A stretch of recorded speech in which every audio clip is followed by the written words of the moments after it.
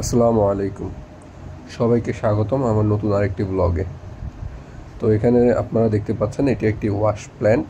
মূলত এটি একটি ছোট ইন্ডাস্ট্রিয়াল ওয়াশ প্ল্যান্ট, যেখানে বিভিন্ন গার্মেন্টস প্রোডাক্টগুলোকে ওয়াশ করা হয়।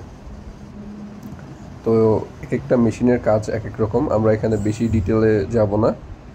তো এখানে দেখতে পাচ্ছেন প্রচুর ধরনের বিভিন্ন ধরনের ক্লোদিং, অনেকগুলো ক্লোদিং, এগুলো তারা ওয়াশ করেছে এবং ওয়াশ করবে এরকম একটা প্রসেসের মধ্যে রয়েছে। তো এই যে বড় বড় ড্রাম যেগুলো দেখছেন, এগুলো মূলত কালারিংয়ের জন্য ইউজ করা হয়, এটি শুকানোর কাজে ইউজ করা হয়, যে পানিটা থাকে পানিটা ঝরিয়ে ফেলে এটা মূলত।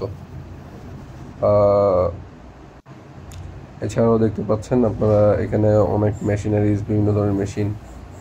এই এই যে প্যান্টটা দেখতে পাচ্ছেন, এটাকে মূলত এখন পানিটা ছড়িয়ে এই যে মেশিনটার মধ্যে ঘোরাচ্ছে এটাকে ড্রায়ার বলা হয়, আর যেটা দিয়ে স্প্রে করছে এটাকে বলা হয় সিলিকা বা সিলিকন, আই ডোন্ট নো।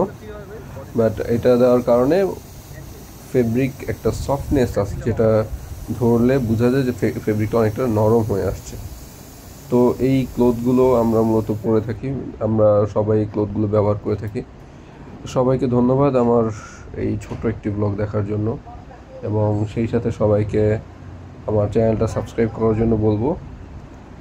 আর নতুন জার্নি যদি আমি পাই, ইনশাল্লাহ আপনাদের সাথে শেয়ার করব। ধন্যবাদ, আজকে এই পর্যন্তই আপনাদের সাথে।